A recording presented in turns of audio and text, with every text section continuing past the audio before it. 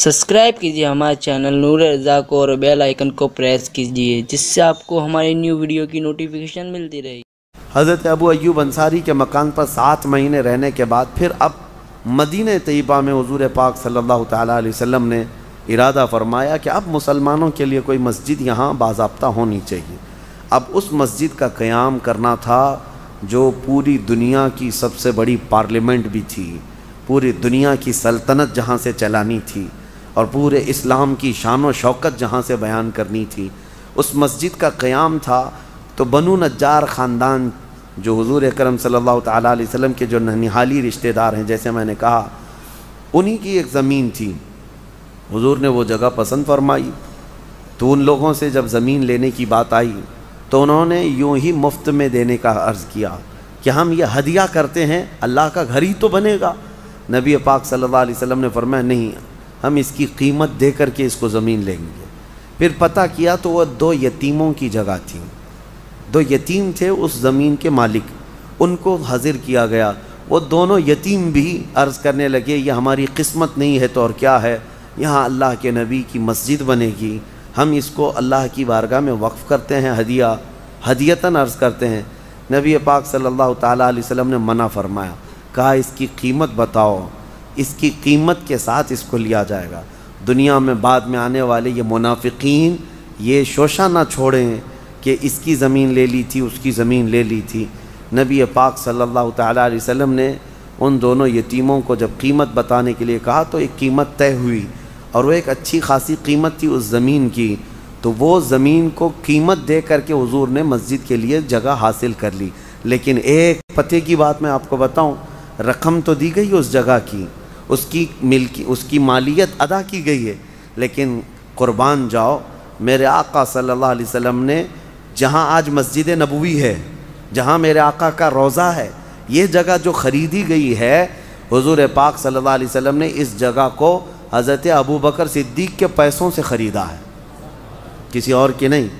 जो उनका नाम सुन करके मुँह बिगाड़ते हैं, सिद्दीक़ अकबर को गालियाँ देते हैं, हाँ, पहला खलीफा मानने में किसी के पेट में मरोड़ होती है। उन्हें पता है इस्लाम की सबसे अजीम मस्जिद जो पूरे इस्लाम का किला है, मस्जिद नबवी, वो हज़रत अबू बकर सिद्दीक़ के पैसों से ख़रीदी हुई जगह थी। नबी अकरम सल्लल्लाहु तआला अलैहि वसल्लम ने उनके पैसों से ख़रीदा और उसके बाद उसको मस्जिद के लिए वक़्फ़ कर दिया गया। अब वो मस्जिद तामीर होनी थी।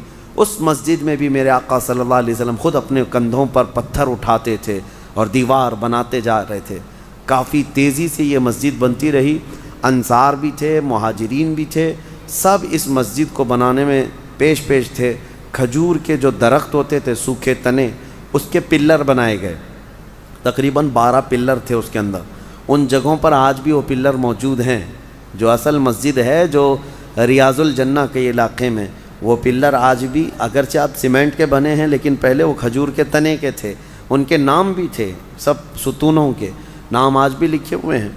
अगरचे ज़ायरीन सर उठाकर देखते नहीं और ना ही तारीख़ जानते हैं, लेकिन उन पिल्लरों पर फिर छत जो कायम की गई थी वो भी खजूर के छप्पर की ही छत थी। जो खजूर के दरख्त के छाल के होते थे, पत्तों की छत कायम की गई। बारिश में हमेशा वो छत टपकती रहती थी। ये मस्जिद थी, मट्टी की ज़मीन थी, और इसमें जो सजदे थे वो ऐसे सजदे कि एक सजदा करें तो वो जलवा इलाही को देख लिया करें। हमारे कालीनों के सजदों से कई ज़्यादा बेहतर उनके सजदे थे। जब वो पेशानी रख करके उठते थे तो उनकी पेशानियों पर धूल गर्द व ग़बार लगी होती, लेकिन वो अल्लाह रब्बुल इज़्ज़त को उनकी पेशानियाँ बड़ी अज़ीज़ थीं, बड़ी पसंद थीं। इस क़याम के दौरान अब मस्जिद नबवी बन गई। ये यानी मस्जिद जो इस्लाम की जो इसका कॉन्सेप्ट है मस्जिद का, वो सिर्फ़ इतना ही नहीं है, बल्कि नबी पाक सल्लल्लाहु अलैहि वसल्लम ने उस मस्जिद को कई महाज पर इस्तेमाल फरमाया। वो दरसगाह भी थी, इस्लाम की सबसे पहली यूनिवर्सिटी उसको कह लें। जब मस्जिद बनी तो फिर उसके बाद हुज़ूर सल्लल्लाहु अलैहि वसल्लम ने अपने हुजरे भी बनाए। अपना हुजरा, दूसरे अज़वाज मुतहरात के लिए जो हुजरे हैं, एक एक कमरा मस्जिद से अटैच लगा करके ही कमरे बनाए गए। अब ये सब बन जाने के बाद हुज़ूर पाक सल्लल्लाहु तआला अलैहि वसल्लम उस तरफ शिफ्ट हुए।